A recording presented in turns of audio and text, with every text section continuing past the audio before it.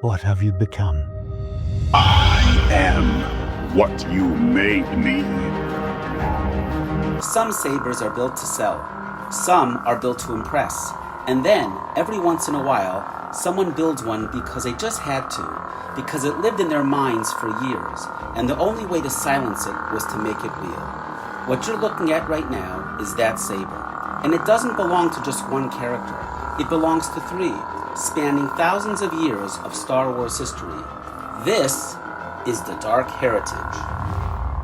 Today we're doing something a little different, because this saber, the Dark Heritage, isn't a standard catalog release.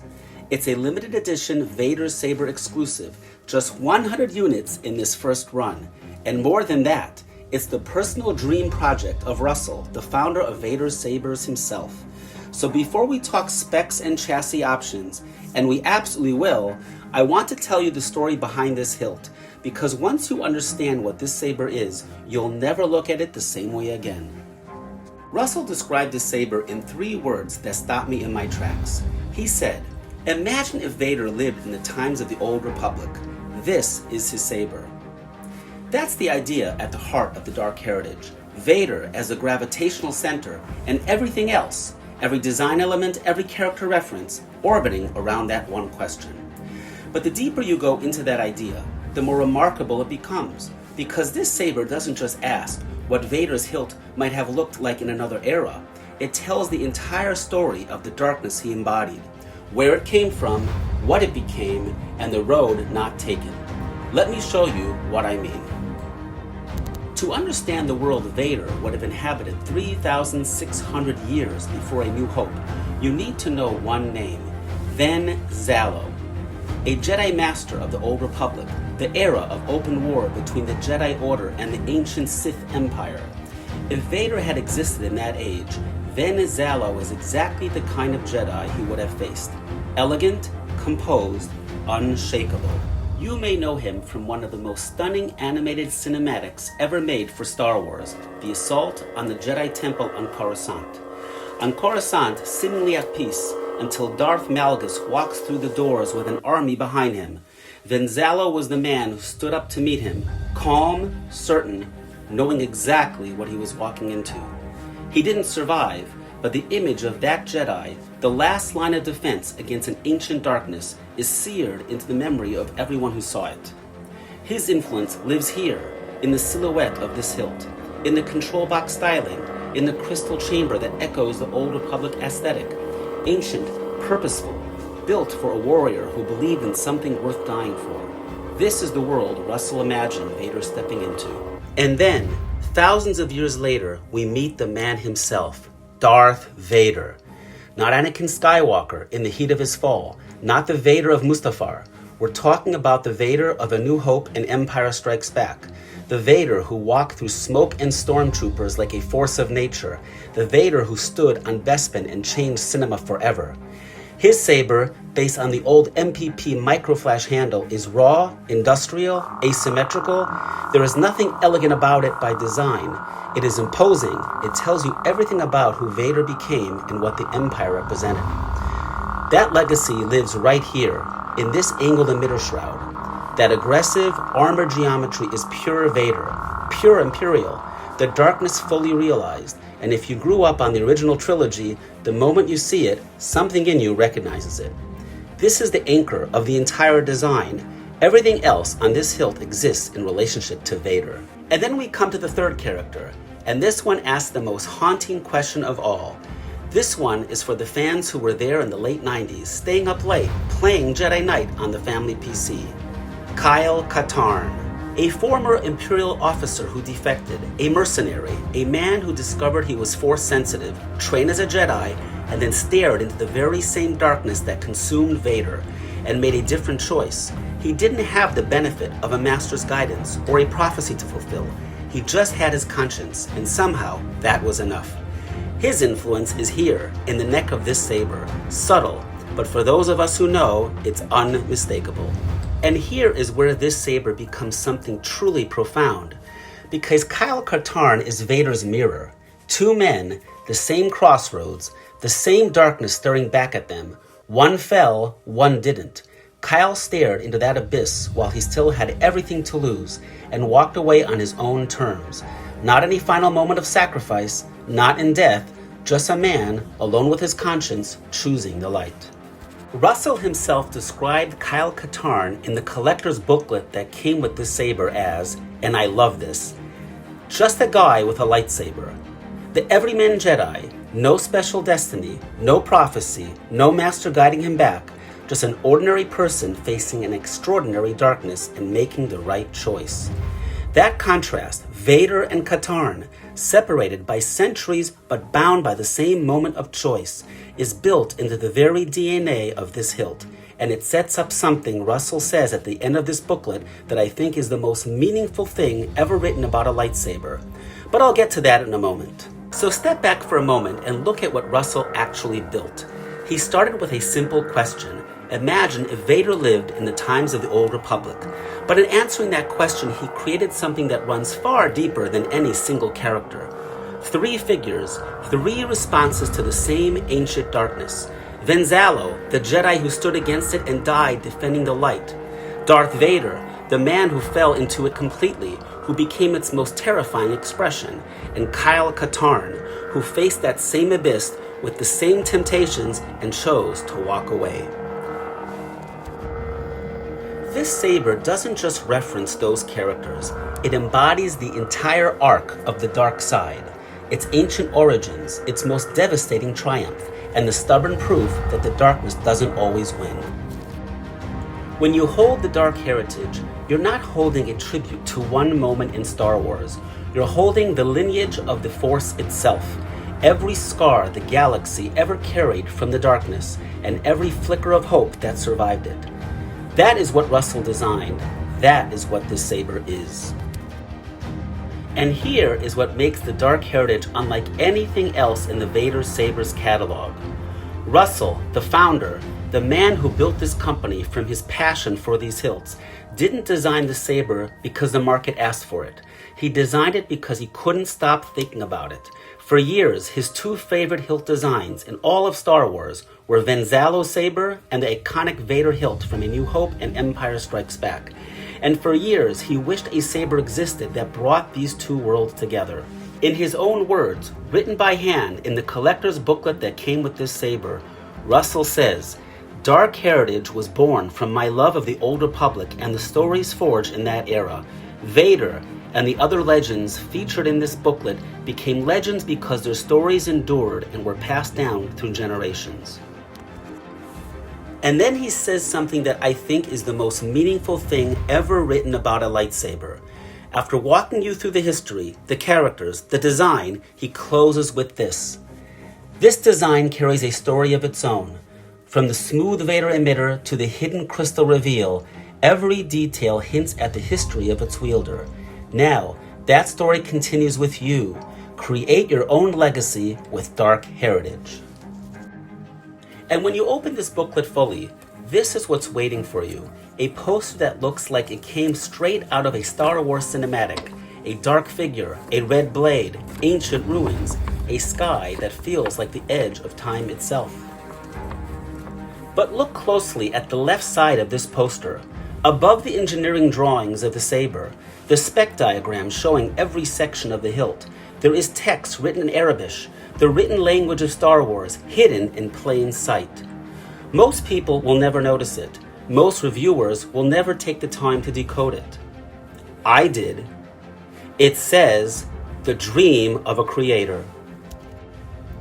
Russell didn't announce this anywhere. He didn't say it in his video. He didn't write it in English where anyone could easily read it. He encoded it in Arabic, whispered it in the ancient tongue of Star Wars above the blueprint of his own creation, as if leaving a secret message for the collector who cared enough to look. The dream of a creator. That is what this saber is. That is what it has always been. And now you know, because Russell told you in the language of a galaxy far, far away. And when you fold that poster back and hold this booklet in your hands, You understand something that no spec sheet or product page will ever tell you. This saber was not built for a market. It was built because Russell couldn't stop dreaming about it. And somewhere in the process of bringing that dream to life, he left a message for the person who would care enough to find it. You found it, and now it belongs to you. Think about what that means in the context of everything we've discussed.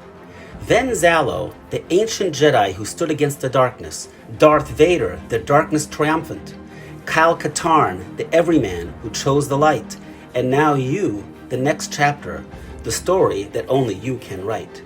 That's not marketing language. That's Russell's genuine hope that whoever holds this saber will carry something of its legacy forward, that the darkness doesn't win, that even an ordinary person like Kyle Katarn can face it and choose differently.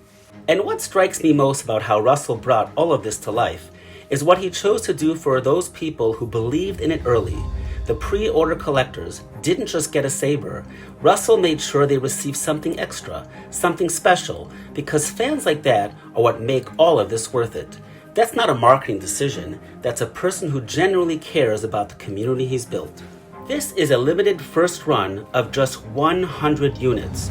Whether there is ever another run will depend on how this one lands. Which means, if you're watching this and the saber is still available, you're not just buying a lightsaber, you're deciding whether Russell's dream gets to live on. That doesn't happen very often in this hobby. When it does, you pay attention. Now let's talk about what you're actually getting, because the craftsmanship here earns every bit of the story we just told. Before we get into the hilt, I want to acknowledge how Russell packaged this experience. From the moment you open the box, you know you're holding something that was put together with care. The collector's booklet, the numbered plaque, the red velvet bag cradling the saber. Every element signals that this isn't just a product, it's a collector's artifact. And even the microfiber cloth that comes with this saber has Arabic printed on it. It reads, "Custom Sabers." And honestly, for a saber this meticulously crafted and intentionally designed, there couldn't be a more fitting description. If this is what Russell's custom creations look like, I can't wait to see what he has in store next. Now let's get into it. Now before we get into the hilt details, I want to show you something. This is the limited edition numbered plaque that came exclusively with the first 50 pre-orders of the Dark Heritage, produced by Quest Design Canada, gold finish, hand numbered. Russell's personal thank you to the collectors who believed in this project from day one. I'm proud to say mine is among them. But look at what it says. Not just edition number 31 and Dark Heritage. Look at the bottom. Relic of the Old Republic, BBY 2026. BBY, before the Battle of Yavin. Russell dated this plaque in the language of Star Wars itself, not a calendar year, a Star Wars expression. BBY 2026 is his way of saying that this modern creation belongs to both worlds simultaneously. Born in 2026, our year right now, but expressed in the ancient tongue of a galaxy far, far away. A modern artifact written in the language of the Old Republic. And for those of you who can read Arabic, the written language of Star Wars itself, the text running along the top of this plaque reads, Relic of the Old Republic. Russell didn't just stamp those words in English, he wrote them in the language of the galaxy itself. Every single detail of this plaque was deliberate. That level of lore immersion in a piece of metal no larger than a business card tells you everything about how seriously Russell takes this creation. Now, if you're coming to this video after the pre-order window closed, first, I completely understand if you might be frustrated. And second, don't let that stop you. The plaque is a beautiful bonus, but it is just a bonus. The saber itself is the thing, and what you're getting in that hilt is more than worth it, with or without a plaque. In terms of size and feel, this is a substantial hilt, just over 12 inches long, about 1.5 inches in diameter. With the standard Proffie chassis installed, you're looking at just under 1.6 pounds. Add the copper Grandmaster crystal core, and it tips just over 1.75 pounds. You feel that weight the moment you pick it up, and I mean that as a compliment. This hilt has presence. One more pre-order exclusive worth calling out, and this one is for the Vader purists in the audience. Pre-orders came with a Vader-style blade plug. Screen-accurate styling, fits the emitter perfectly, It's the kind of detail that tells you that Russell thought about every single aspect of this release. When the Saber is resting on the display stand with that plug installed, it looks exactly right. The control box carries that Ven Zallow Old Republic DNA, brass-studded button, clean geometry. Russell deliberately made it more low-profile than Ven Zallow's original design, which was known to get in the way during play, a practical refinement that keeps the aesthetic without the inconvenience. On the opposite face, you get an exposed fixed crystal chamber that matches your blade color. This is not the spinning crystal. That comes later and deserves its own moment. This is the fixed crystal that sits permanently visible at the top of the hilt. But look at it closely. Russell describes it as two Sith Holocrons stacked one atop of another in an hourglass fashion. Once you see it that way, you cannot unsee it. With a red blade installed, that chamber glows red, ancient and ominous, exactly as it should. The Emitter is where Vader and Ven Zallow meet most directly. The aggressive angled shroud is pure Vader, that armored imperial geometry that feels imposing and intentional. But Russell didn't simply copy Vader's Emitter. He deliberately softened the back of the shroud with a more circular profile, inspired by Ven Zallow's design, blending the two eras into one unified shape. And those 6 holes around the top of the Emitter, those are a direct nod to the original 1977 Darth Vader lightsaber prop from A New Hope based on the MPP microflash camera flash handle. History built right into the metal. And for the screen accuracy purists, included in the box is an optional red wire that slots into the pegs on the emitter section. Just like Vader's original A New Hope prop, you can install it or leave it out depending on your preference. A small detail that means everything to the right collector. Moving down to the neck, this is Kyle Katarn's territory, and there's more here than just aesthetic inspiration. Those brass rods running along the neck come directly from Katarn's lightsaber design, and they serve a dual purpose. They look beautiful. That warm brass against the bright chrome finish is visually striking, but they also add structural strength to what is inherently the thinnest and most vulnerable point of the hilt. Form and function in perfect alignment. The ribbed midgrip gives you Obi-Wan style grenade section grooves, and the history here goes deeper than Star Wars itself. Russell points out that the original prop builders took this design from a World War II era grenade to create Alec Guinness's lightsaber in 1977. So what you're gripping here traces its lineage all the way back to that original prop decision nearly 50 years ago. Practical for spins and dueling, and carrying more history than many might realize. Interesting to note, Russell discovered after the fact that the partial metal shroud running down a portion of the grip bears an unintentional resemblance to Ezra Bridger's second lightsaber. Not identical, but that narrow metal column covering part of the grip will make Rebels fans do a double take. A happy accident that somehow found its way in. Sometimes the Force guides the design even when the designer doesn't realize it. And right down at the base, the pommel. The sides of the pommel carry Ven Zallow's influence one final time. Those oval shapes wrapped around the body adapted into a more rectangular form. Russell took Ven Zallow's pommel aesthetic and made it his own. So the Old Republic DNA that starts at the control box runs all the way down to the very base of this hilt. The bottom of the pommel cap itself Russell took from the Dark Ascension hilt, which was the promotional saber that Hayden Christensen himself used for the Revenge of the Sith marketing materials. So even the very bottom of this hilt carries a piece of Star Wars cinematic history. No visible sound venting either. Russell was deliberate about that. The sound venting is hidden, tucked discreetly around the pommel, which creates a deep, resonant bass response. Darth Vader truly is represented from the very top of this hilt all the way down to its base. And for those of you who want to wear this on your belt, whether for cosplay, events, or just because you can, both a CoverTech wheel and a classic Vader-style D-ring are included. 2 options for 2 different belt mounting systems. Russell covered all the bases. Now let's talk technology, because this is where your decision really matters, and I want to walk you through exactly how I spec mine and why. I know that some of you may have already seen a standalone review of the Copper Grand Master Crystal Core elsewhere, but I'd encourage you to stay with me through this section, because the relationship between this chassis and this specific hilt is unique in a way that changes the purchase decision entirely.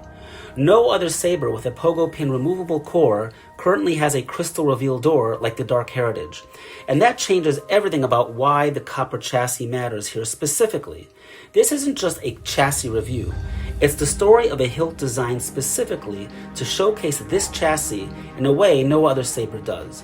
Give me a few minutes and I think you'll understand exactly what I mean. I went with the Proffie 2.2 technology core and added the Copper Grandmaster Crystal core as the chassis upgrade. Let me start with the Copper chassis because it deserves its own moment. The Copper Grandmaster Crystal core is a premium chassis upgrade available for Sabers with a pogo pin removable core, and paired with the Dark Heritage, it transforms this hilt into something truly extraordinary. This thing is a statement piece. It is machined entirely from solid copper. Not painted, not coated, actual copper, and it replaces the standard plastic core inside the hilt. The difference in hand feel alone is immediately noticeable. The standard chassis weighs around 90 grams. The copper chassis comes in at 190 grams. You feel that the moment you pick it up. The moment you hold this chassis, you understand what makes it special. The copper finish has an almost ancient quality to it, weathered, warm, like a relic that could have existed in the Old Republic era itself. It feels at home in this hilt, in a way that no plastic core ever could. The body of the chassis is divided into distinct sections, each with its own character. The upper portion, the section that faces inward when installed in the hilt, features intricate vertical decorative columns machined with a precision that belongs on a display in a museum, not hidden inside a lightsaber hilt. This is the section that greets you when the crystal chamber door opens. Toward the lower portion of the chassis, you'll find R2-D2 and BB-8 engravings, not stamped on top of the metal, but carved directly into it. They sit alongside small horizontal axis doors that open to reveal the internal components beneath. This chassis rewards the collector who takes the time to actually look at it. Every time you think you've seen everything, there's another detail waiting. Now I want to draw your attention to something that makes this chassis a pleasure to install. Unlike some chassis designs, there are no alignment pins. You can insert it in any orientation and it works perfectly. But here's the step that matters. Before you lock the pommel cap down, rotate the chassis until those intricate vertical columns are facing the crystal chamber door. Once you've dialed that in and secured the pommel cap, that is the moment the hilt and the chassis become one unified design. Because when that door opens, what you see isn't just a spinning crystal. You see an entire world of copper machinery framed in that window. Those precision vertical columns in the foreground, the crystal glowing and spinning behind them, the whole scene bathed in red light that pours into every groove and detail of that copper surface. Russell designed the hilt around that moment. The chassis and the hilt were made for each other. And here is something worth understanding before you make your purchasing decision. The Dark Heritage is currently the first and only lightsaber hilt with a crystal reveal door specifically designed to showcase this chassis. Even with the standard chassis, the door reveals a striking line of LED lights that pulse with your blade color. It's a generally cool feature. But with the Copper Grandmaster Crystal Core installed, the door becomes a window into an entirely different world. Intricate copper machinery, precision vertical columns, and a spinning illuminated crystal that transforms the whole experience from cool to extraordinary. Every other hilt compatible with this chassis has no such door, which means the Dark Heritage is the only place where the full visual potential of this chassis is realized. Russell designed the hilt around the copper chassis, engineering the crystal reveal door specifically so that when it opens, the copper chassis is framed exactly as it deserves to be. The standard chassis delivers something special. The copper chassis delivers something unforgettable. Now the centerpiece is a smoothly spinning illuminated crystal flanked by LEDs. And I want to emphasize the word smoothly because earlier spinning chassis designs in this hobby had a reputation for sounding quite loud. This one is significantly quieter than anything that came before it. On many sound fonts, you won't hear it at all. The audio simply overpowers it. And on the fonts where you can hear it, it's a subtle mechanical hum rather than distracting noise collectors have come to expect from spinning crystals. It spins, it glows, and it does it with a smoothness that feels almost ceremonial. This is a spinning crystal worthy of the hilt it lives in. But here is where it gets even deeper, because this hilt doesn't have one crystal reveal, it has two. At the top of the hilt you have a fixed crystal chamber, always visible, always glowing, matching your blade color. And when you open the door below, that entire world of copper machinery and spinning crystals revealed beneath it. Two crystals, both visible, both glowing. In Star Wars lore, a lightsaber requires two crystals, one to generate the raw energy of the blade, and one to focus and harness that energy into the coherent beam you see ignite. Most saber hilts gesture towards this idea. The Dark Heritage actually shows it to you, both crystals in their proper position, doing their proper jobs, right there in the physical design of the hilt. Now, the audio. This is where the copper chassis earns its place beyond just aesthetics. Let me be clear though. The Proffie 2.2 on its own sounds generally good, rich, full, and capable. Anyone who orders the Dark Heritage with just a standard Proffie chassis is going to be pleasantly surprised by the sound quality. But the copper chassis takes that already good sound and elevates it to another level entirely. The solid copper construction acts as a resonance chamber, delivering more volume, deeper bass, and a richer, fuller tone. The difference is meaningful. You can actually feel a palpable rumble when the Saber is at full ignition with the copper chassis installed. A couple of practical notes worth knowing. The copper chassis runs on a smaller 16340 battery rather than the standard 18650, which means shorter runtime, particularly when powering a blade. For that reason, I think of this chassis primarily as a display and conversation piece. My recommendation is to keep the standard chassis available for extended dueling or handling sessions, and switch to the copper core when the Saber is on display or when you really want to showcase the full experience. Also worth noting, the speaker is fully exposed on the bottom of the chassis, so handle it with the appropriate care. Now, back to why I paired this with the Proffie rather than the standard Xeno Pixel board. The Proffie 2.2 is the open source option. It has the highest ceiling for customization of any board on the market. Change sound fonts, tweak blade profiles, dial in every detail exactly the way you want it over time. For collectors who like to go deep, there's nothing better. Here's what makes this combination even more compelling. The Proffie board actually includes the same sound fonts that come on the Xeno chassis, so you're not giving up anything there. But it goes further than that. The Proffie also comes loaded with many additional character fonts beyond what the Xeno offers. And here's the detail that really sets it apart. Most of the fonts on the Proffie, including the Xeno fonts, come with background music tracks. On the standard Xeno board, only one font has a background music track. That's a significant difference in the overall sonic experience. So when you choose Proffie with the copper chassis, you're not just matching the Xeno experience, you're exceeding it while also getting the full customization ceiling of Proffie. The copper chassis also integrates fully with the standard Xeno mobile app for sound font and lighting customization. In other words, you get everything the Xeno offers and more, combined with the visual and acoustic drama of the copper chassis. For a Saber this significant, that combination made complete sense to me. If you prefer simpler out-of-the-box experience, Bluetooth app control, preloaded fonts, plug and play, the Xeno Pixel on its own is an excellent choice, and no one will be disappointed.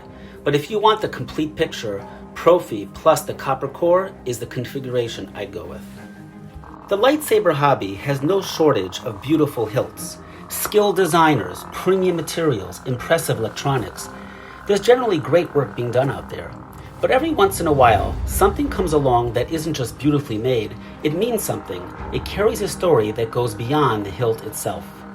The Dark Heritage is that saber. 3 characters, 3 eras, thousands of years of the Force's darkest chapter, and the stubborn hope that survives it.